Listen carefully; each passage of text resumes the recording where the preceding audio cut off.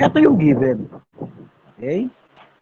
So ngayon, from this given, gagawin natin siyang UDV. Diba? Kaya nga ang tanong ngayon, sino ang magiging U? Sino magiging DV? Okay, no? So, from the selection, meron siya ngayong ginamit na acronym, no? Si LIA, no? Si LIA8. Actually, yung T and E are interchangeable, meaning, ang totoo, mauuna si exponent kay trigonometry, no? Kaya lang, para daw sa niya, no? So, yung pag-pronounce daw. So, pwede naman, no? Although, iba lang yung sagot, pero makukuha mo pa rin yung integral nung given na yun, no? So, tandaan natin yung L para sa mga logs natin, logarithmics, no? Natural log, yung sa ln, no? I, inverse, inverse trigo, no? Inverse trigonometric. Yung A natin ay algebraic. Yung T, trigonometric. And E, exponential. Anong use nito? Kasi malaki ang gamit niyan para ma-identify natin si U. Okay? Kasi yung mauuna dyan, kapag nauna, for example, yung log kay trigonometric, so, ibig sabihin, mauuna mong U si log. So, yung trigonometric, gagawin mo siya dV. No? Kapag naman nauna yung exponential, for example, exponential, tapos hinaluan niya ng algebraic, so, ibig sabihin niya yun, kahit ginulo niya yung formation ng given, pag nag-select ka, i-select mo pa rin si algebraic to be your U. Okay? Pag nag-combination, ibig sabihin combination yan no? Ng different functions. Okay? Pwedeng logarithmic, algebraic, trigonometric algebraic, algebraic logarithmic, okay? Inverse trigo exponential. So, sa arrangement, pwede kang i-tricks ng mga problem. But if you know this acronym, no? At nakita mo na ano mo na-identify mo na mauuna pala yung logarithmic, edi yun ang magiging yun natin. The remaining is dv. Kaya nga dito, if you will notice, no? You have two functions, no?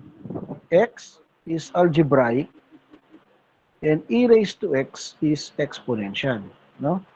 Ang dx, take note, ang dx lagi yang kasama sa dv, no? So, kung gagawa tayo ngayon, u dv. Actually, ganyan ang arrangement niyan, u, no? Kaya mo kinukuha si u kasi i-differentiate mo. Kaya nga the derivative of u. Pag sumagot ka ng derivative of u, meron niyang dx sa dulo, no? Sa dv naman, ang dulo ng dv mo, laging may dx naman yan. Kaya nga automatic, lahat ng given mo na may dx, ay kasama na yan sa dv. Ang tanong ngayon, sino yung kasama niya? Okay, pag yan ay in-integrate mo, the integral of dv, okay, kaya nga, ini-integrate mo, kasi yung may derivative, mawawala yan, dahil nag-apply ka ng derivative, so lalabas na lang ngayon na v. So, yung sagot mo na yun. Bakit mo ginagawang gano'n? Kasi base sa formula, okay, uv minus the integral of v du. Okay?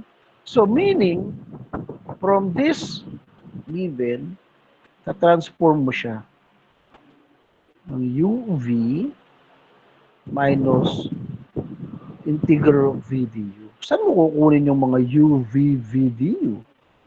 So, dahil nag-identify ka, no? Sir, inassume ko si x ko ay si u. So, ilalagay natin si u, di ba? X. Ano yung v mo? So, si v, hindi directly makukuha natin dito sa udv. Di ba?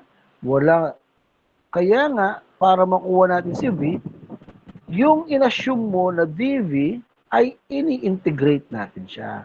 Kaya lalabas yung value ni V. Okay? So, for example, e raised to x dx yan. So, ano ang integral ng e raised to x?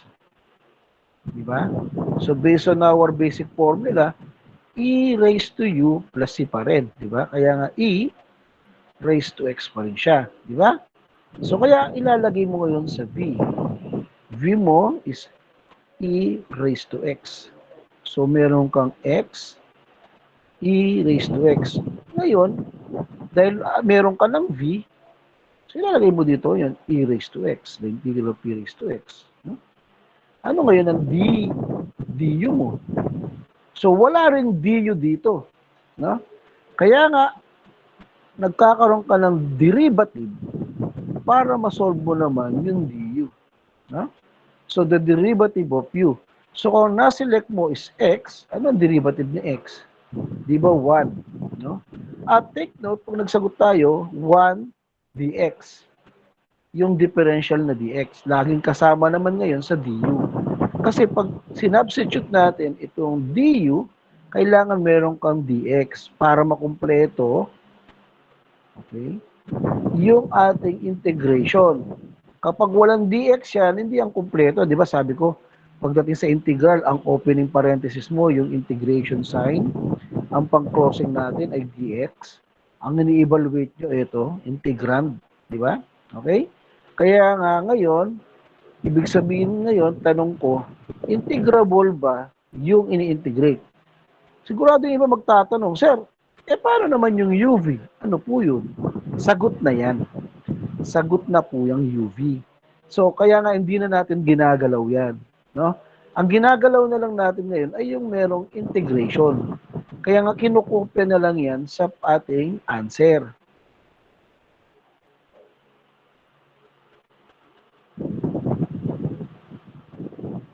Diba? So, sagot na yan. Ngayon, anong mangyayari, sir? No? Dahil sagot na yan, kinakopy pa rin lang natin. O ngayon, tanong natin ngayon, integrable ba yung e raised to x? Yes, sir, nasa formula. Anong sagot daw kapag EU? EX pa rin, sir. O, di yun nga, minus e raised to x. No? Okay? And then, sabi niya, huwag mong kalimutan si plus c dito. Ha? Kasi, ito na yung pang-final natin eh. Sir, bakit doon? Hindi mo na siya nilagyan ng plus c. So, no need. Kasi ito, ano pa eh. Isa-substitute mo pa eh, doon sa formula. Ito talaga yung magiging final integration natin. So, yung iba, ginagawa ngayon, sa factoring, pinafactor natin na common e raised to x. No? And then, i-divide natin sa kanya. So, this is x minus 1 plus c. So, ito yung sagot. No? Kung talagang ano yan, no? Simplest form, ito, sagot. No? Pwede rin ba yun, sir? Oh, sige, pwede na. Diba? Okay, question. Tanong. Na-settle ba yung mga tanong nyo sa utak nyo?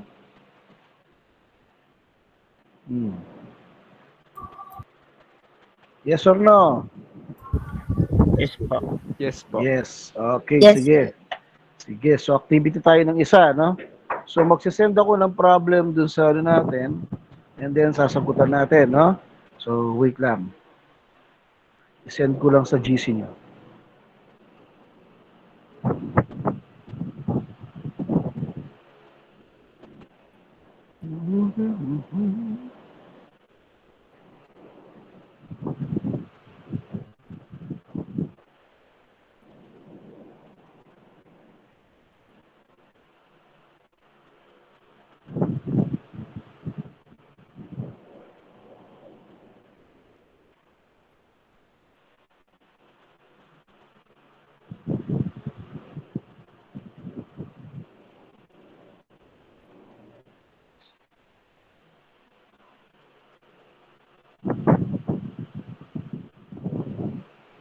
Okay, so share ko lang ha.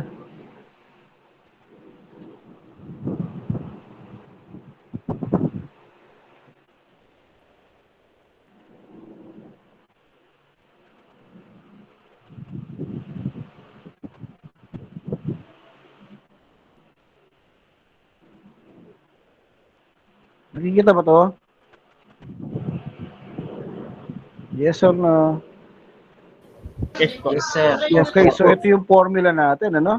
So ito yung sinasabi natin kanina, kung may mga combination, no? O yan, so algebraic exponential, algebraic trigonometric. O, kung halimbawa, nauna yung algebraic trigonometric, so anong ano natin dyan? U. Sige nga. Halimbawa, x squared sin x dx, anong mauuna?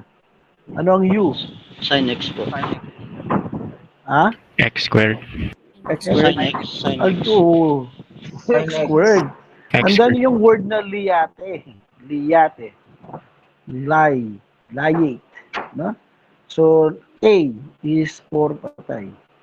Nawala ba? Nawala po, sir. Nawala po. Ah, nawala.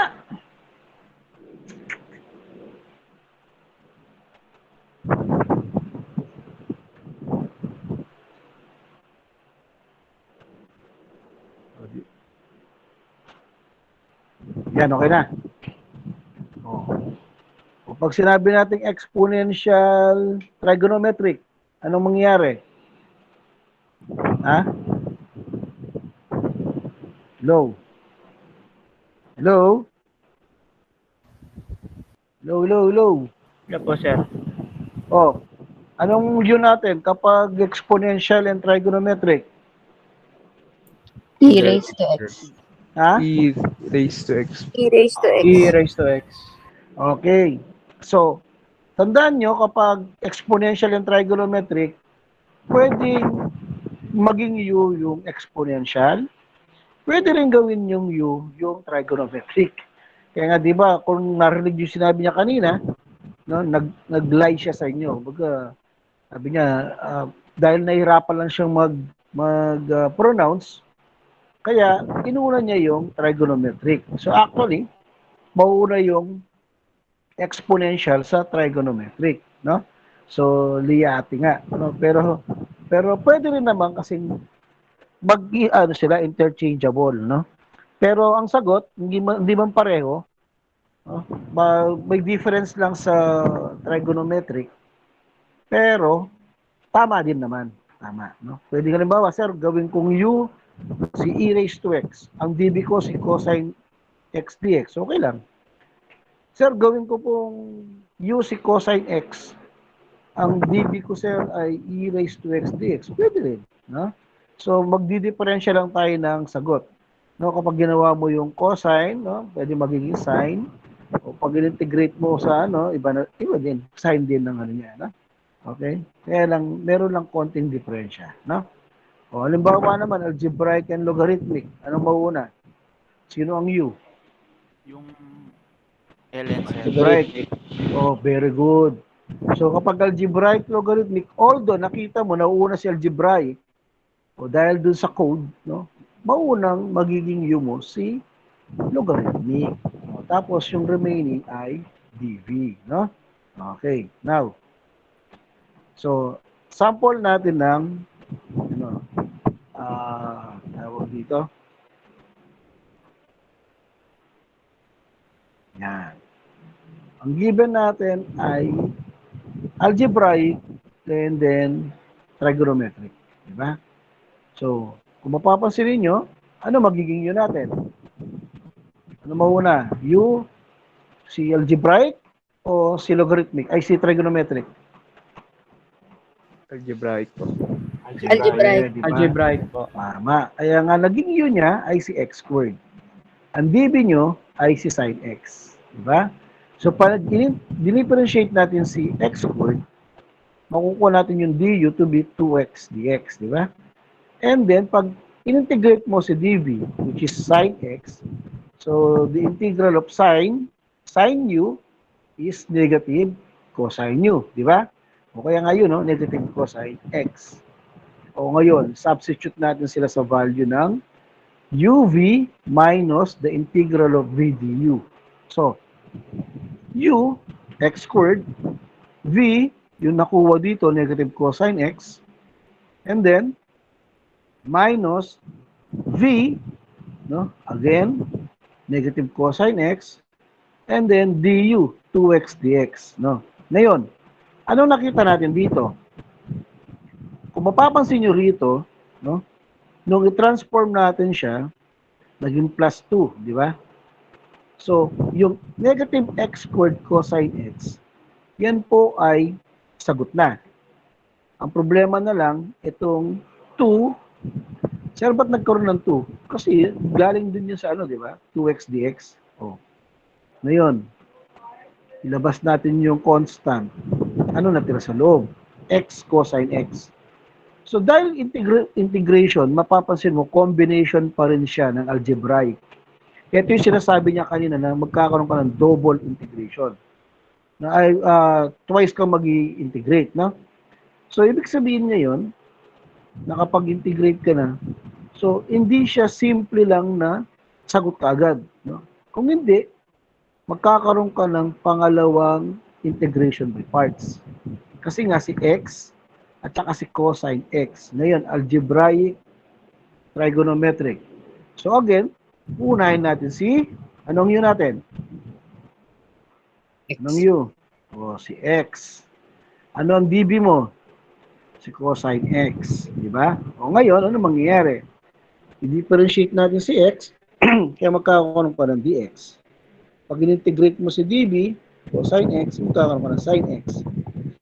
Ita-transform mo na naman ngayon itong x cosine x na yan into uv minus v du.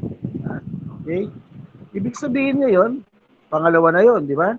So, ibig sabihin ngayon, magkakaroon tayo ng panibagong constant. No? Ano nangyari, sir? Yung una mo, yung negative x squared cosine x plus ano ang uv ditong x cosine x dx. So yung u natin dito ngayon ay si x, no? Tapos ang dv niya, ayan. Show natin para po sa mga masang Pinoy, no? Kasi palagi ko magkakabutan na naman kayo ng ulo eh, no?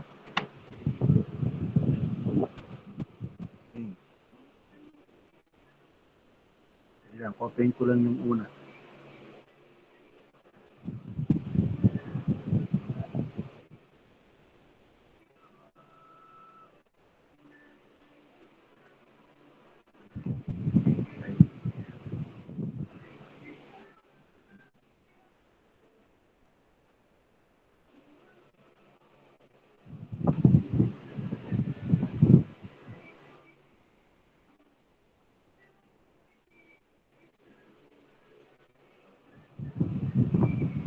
Okay.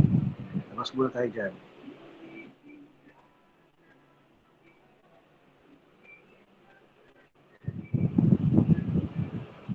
Okay. Ito yung sinasabi natin, no? Kasi kung mapapansin nyo, nagkaroon ka na ng UV, tapos minus VDU. Okay. Ito yung naging result nun. Tama? Yes or no? Nakikita ba? Yes po. Yes, Opo. sir. Yes po. Okay. Ngayon, sir, ang sagot natin ngayon ay hindi siya basta-basta may integrate lang. Kaya nga from this part naman, ngayon, gagawa ka ulit dyan ng UV minus the integral of V du. Kasi i-treat natin to ngayon as the integral of U dv. Okay? Ito. Kaya nga, identify na naman tayo ng U for this. No? So, dahil nauna si algebraic, magliletyo ka na si X. Ang db natin ay si cosine X. dx. Oh. Kaya nga, mangyayari, ano mangyayari? Itong negative x squared cosine x ninyo, i-remain natin siya. Sagot na yan, sir, di ba? I-remain na natin. Ngayon, plus 2. Okay. Ito ngayon, ang mangyayari, ita-transform na natin siya ng uv minus integration of v du. Okay. U x.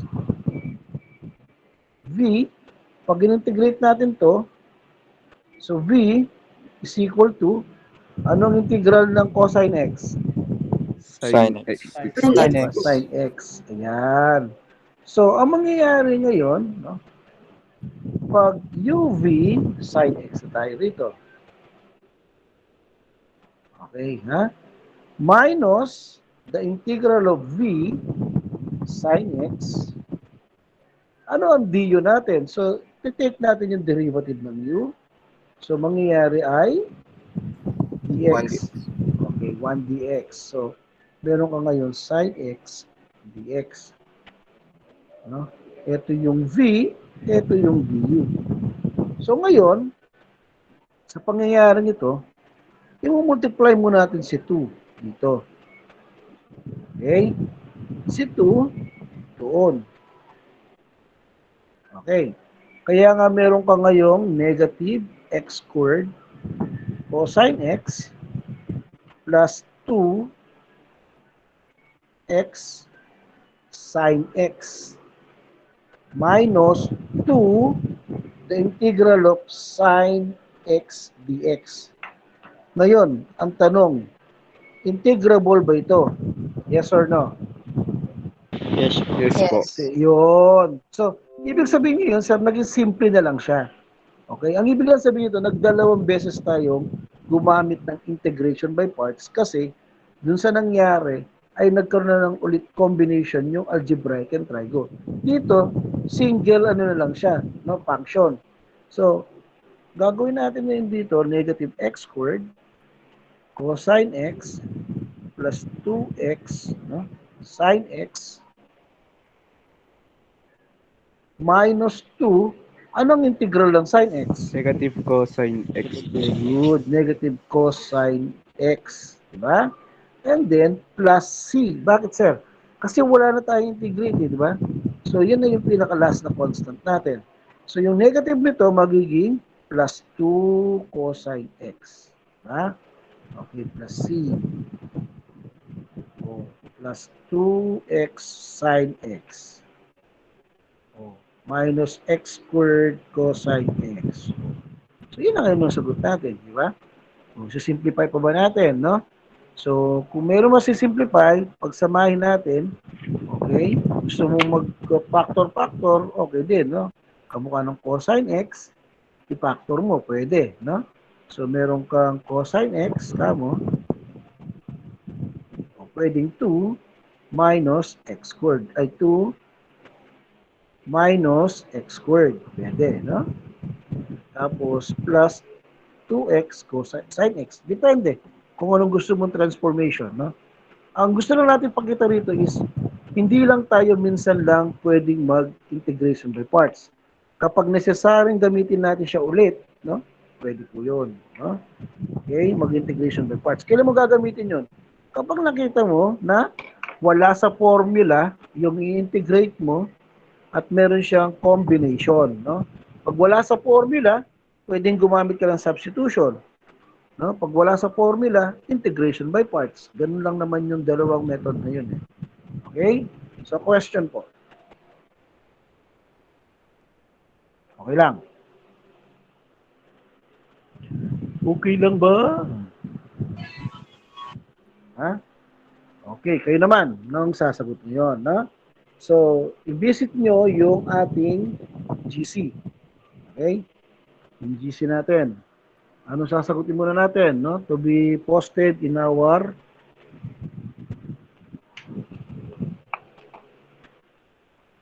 chat box, yung final answer, ha? Okay. Natin ko lang. Yun. So, tingnan niyo yung problem natin. Tingnan niyo yung exercise 10.10. Exercise 10.10, no?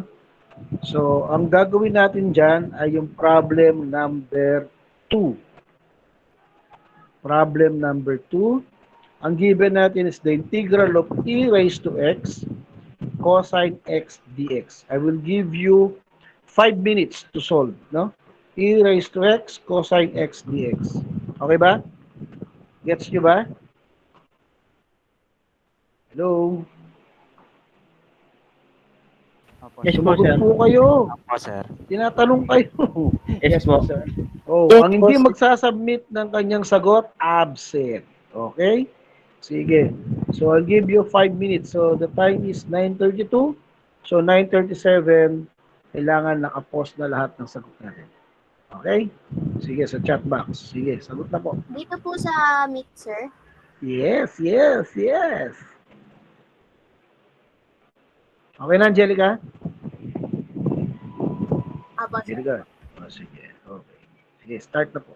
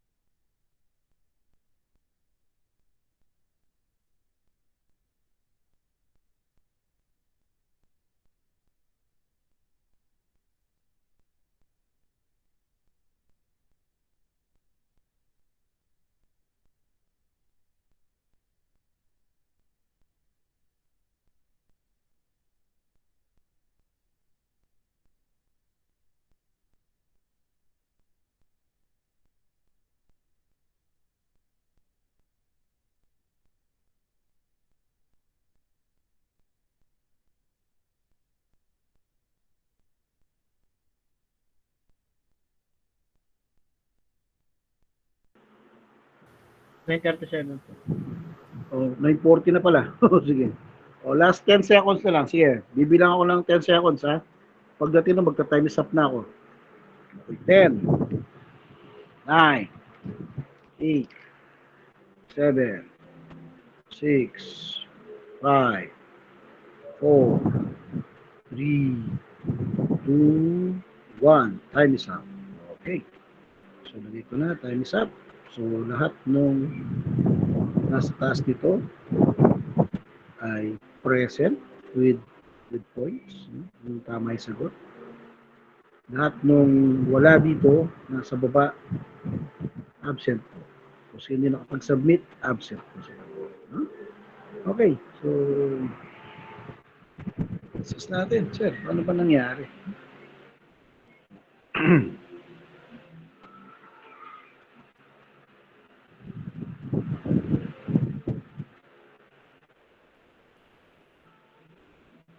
Ay, ba't closed?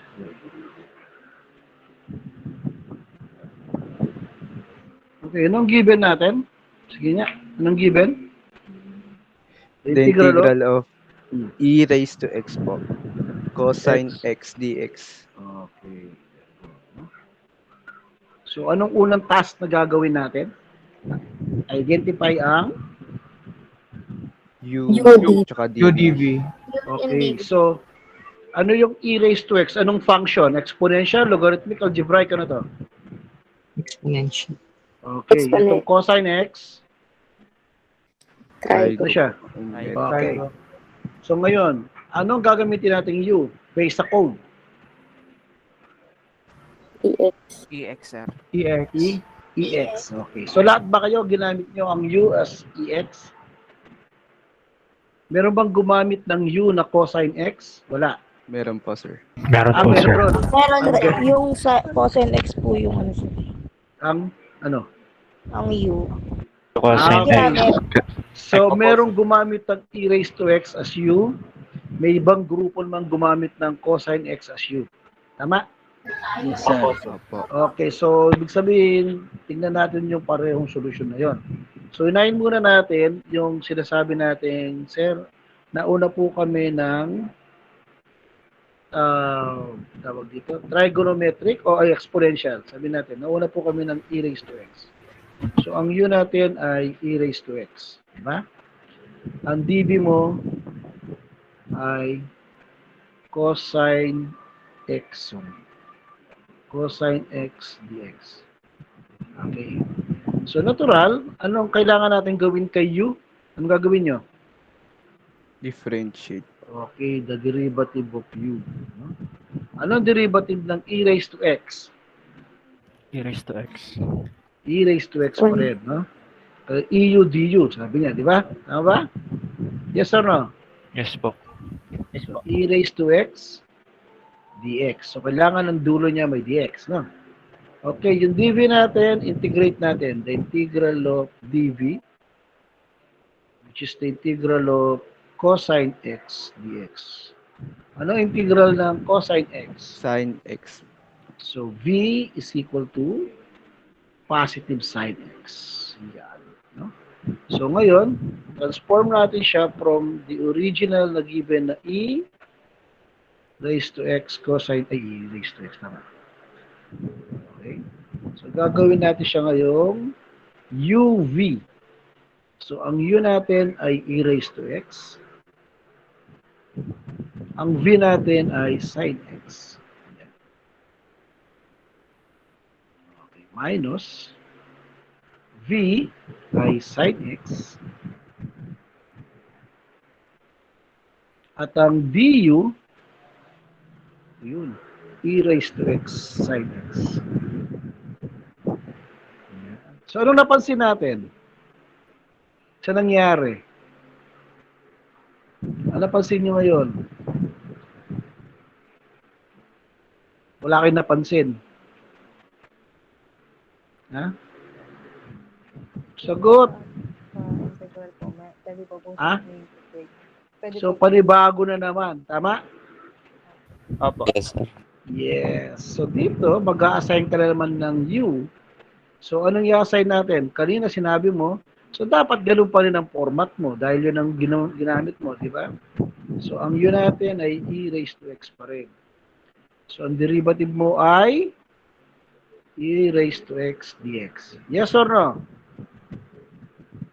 Yes. Yes po. Okay. So, ang dv natin ay sine naman ngayon.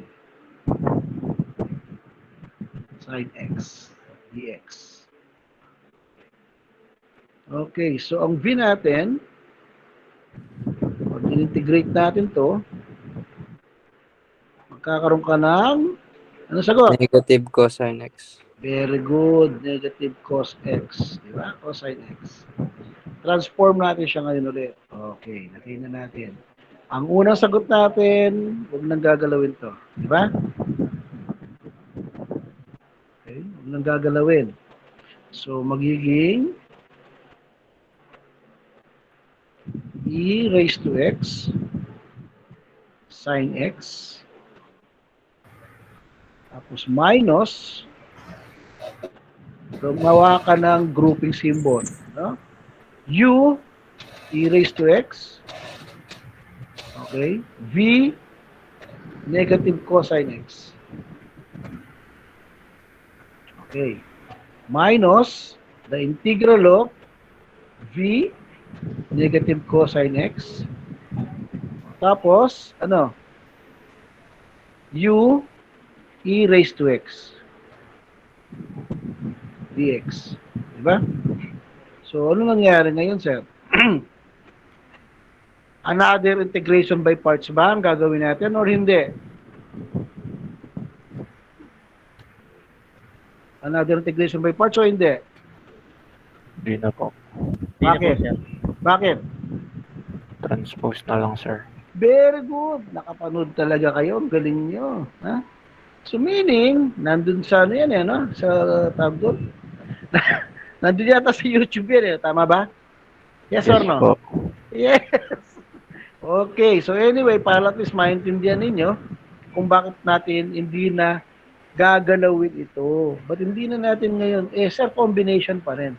Kasi nung tignan natin siya, ay kamukha din niya yung given. Diba?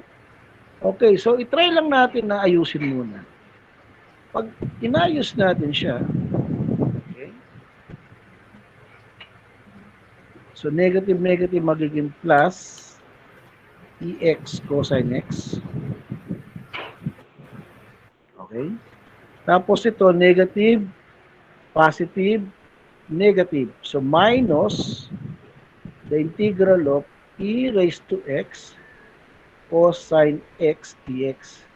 Kaya nga, nung makita mo, sandali, ba't pareha sila? Nung given. Pero, opposite sign. Negative ito, positive yun, which is good. Kasi kapag yan ay positive, batay, maka-cancel out siya. Zero yan. Transpose, sabi nyo kanina. Yes, transpose. Kaya, magkakaroon ka dito ngayon ng dalawa. Di ba? Yung given mo, na e raised to x cosine x dx. Tapos, yung sagot natin sa kabila, plus e raised to x cosine x dx. Which is now equal to yung natira. E raised to x sine x plus e raised to x cosine x. O dahil dalawa sila, so 1 plus 1, 2. Yan.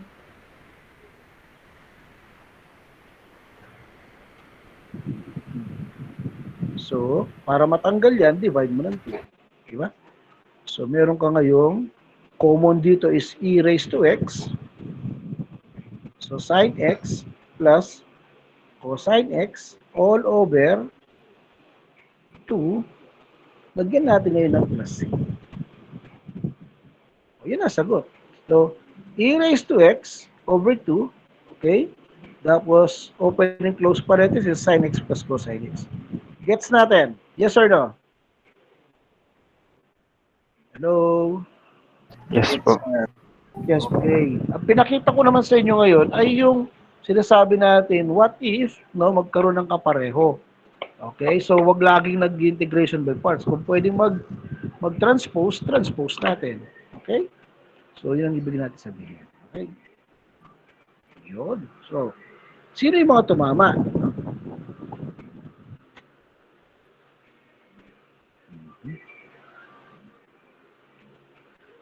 So, sino?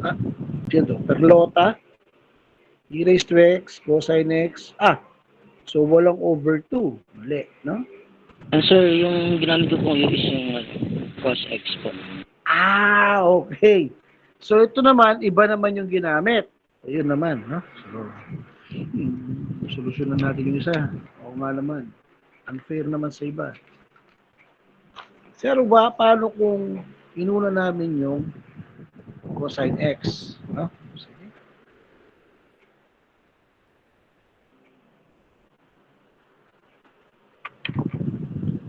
From the given,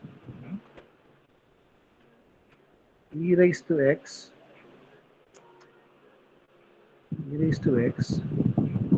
cos x dx.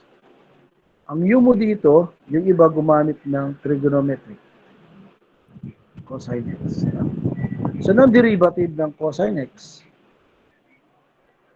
derivative, negative Sin x. negative sine x dx. Okay. So, ang dv mo ay e raised to x dx. Pag in-integrate mo, so v, ano integral niya? E raised to x. Yes. E raised to x na lang, wala ng dx. Nag-integrate ka na eh. Diba? So, ngayon, transform natin siya into u cosine x, v, e raised to x. So, cosine x, e e raised to x, no? Minus the integral of v e raised to x du negative sine x. Sine x dx. No? So, negative magiging positive. So, therefore, ang sagot natin, ayusin lang natin, rewrite lang natin ng maayos na formation.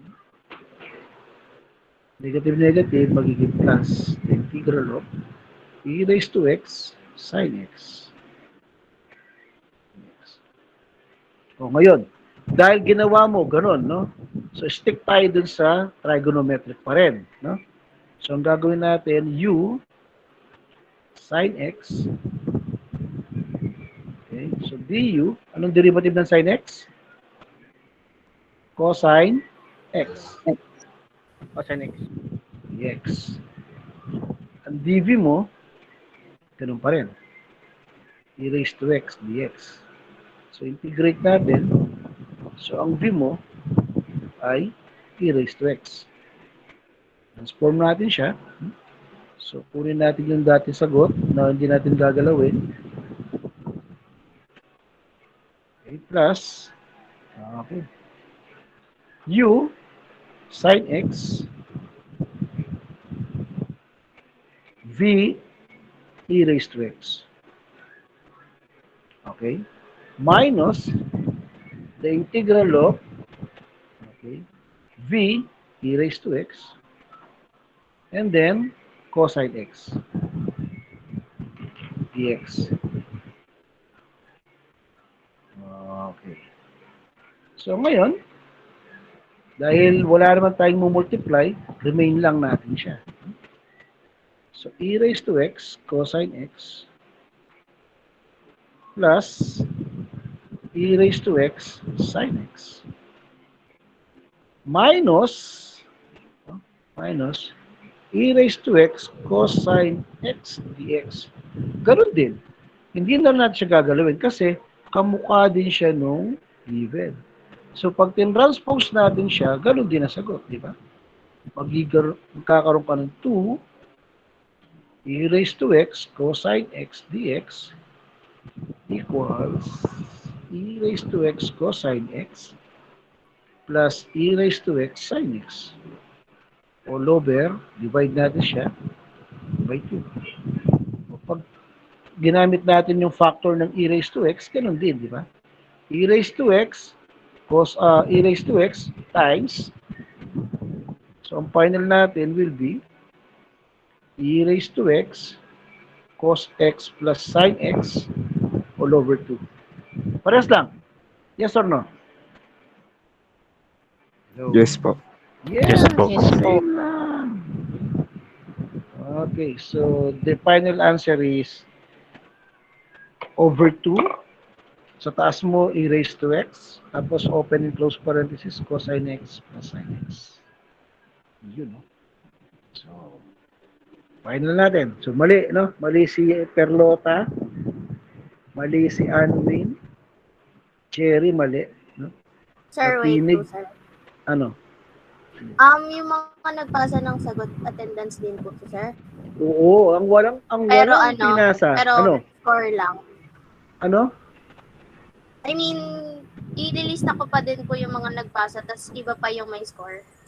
Oo, yung nagpasa, lalagyan natin ng 0 point. Ibig sabihin no, nagpasa pero mali. Angelica, Okay po, okay po. oh, Opo. iba pa yung Okay na, sir. hindi nagpasa. Pag hindi nagpasa, kahit nasa picture, tanggalin natin. Absent sila. Gets na? Opo, sir. Ayun, okay. So, si Cherry Ann, mali, no? Si Kurt, mali. Ayun, si Carmelita, tama, no? Although, sige, okay lang, hindi na na-simplify.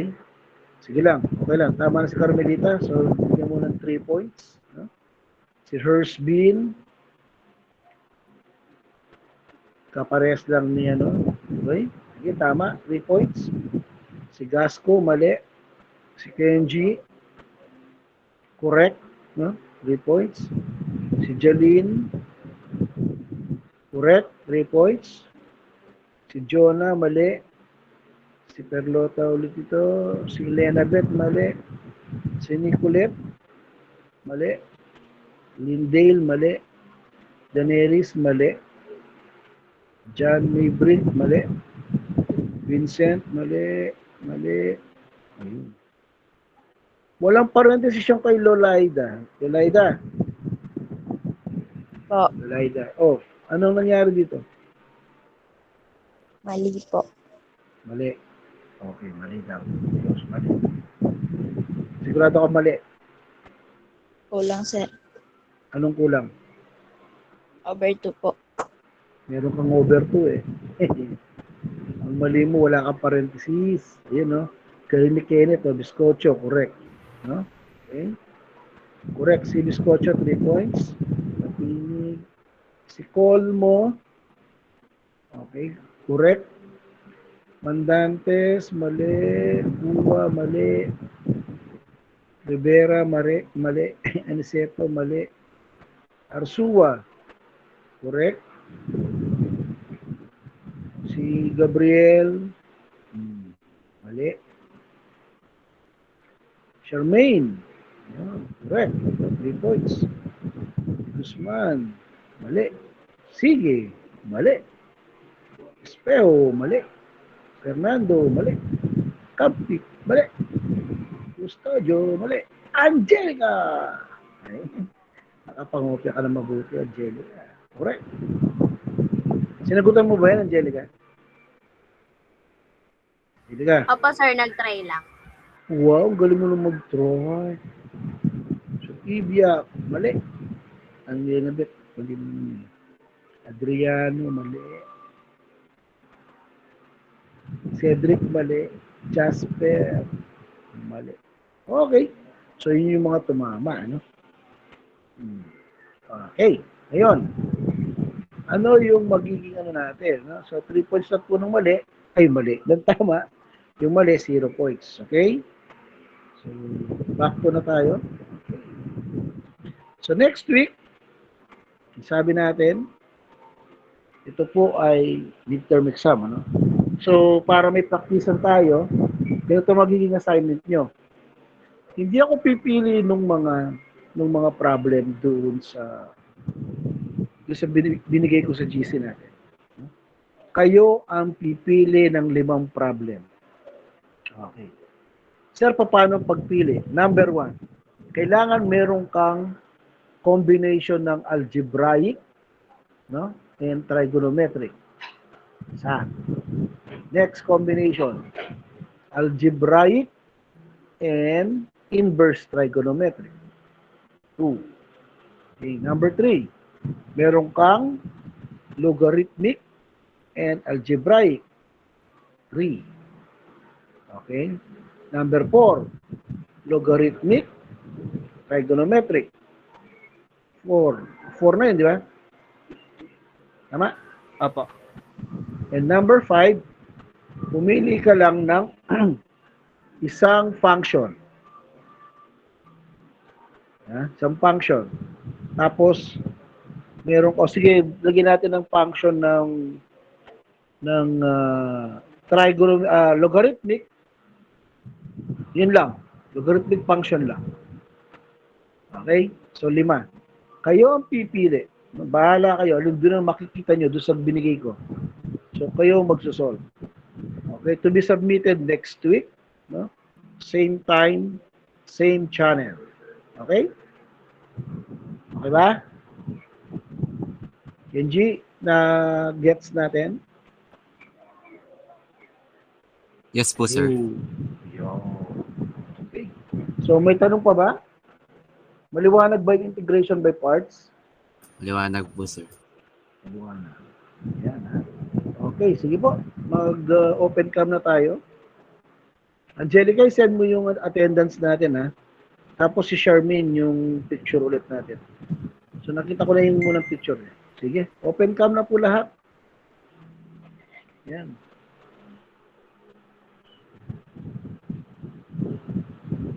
Charmaine? Charmaine, gising na, uy. Uwi na tayo. Charmaine. Charmaine, gising na. Sir, binuksan ko yung ilaw. Binuksan mo na ba yung ilaw niyan? Angelica, nakabukas na rin yung ilaw mo? Angelica? Okay na. Sir. Yun. Kasi baka... Maliwanag na. Oo nga, maliwanag naman na. Maliwanag naman. Ayos na. Okay. Charmaine, okay na ba? Nakikita mo na ba si Angelica? Ay, nakikita mo na ba yung ano? Yung... background ng Angelica, okay na? Okay na, sir. Maliwanag na siya? Bully mo, sir. Hindi kita binubuli, Angelica. Sinasabi ko lang. Yan, okay na tayo? Pwede na?